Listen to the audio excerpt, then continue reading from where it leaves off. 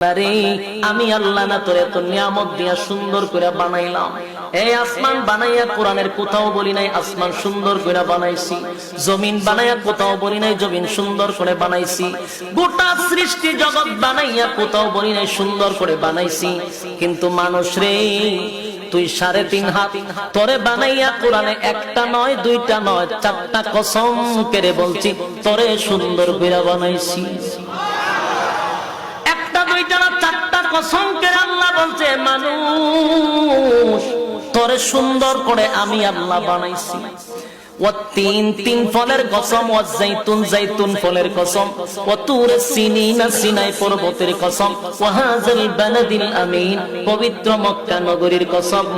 4টা কসম করে আল্লাহ বলেন লাকাদ খালাকনাল ইনসানা ফি আহসানি তাকওয়িম।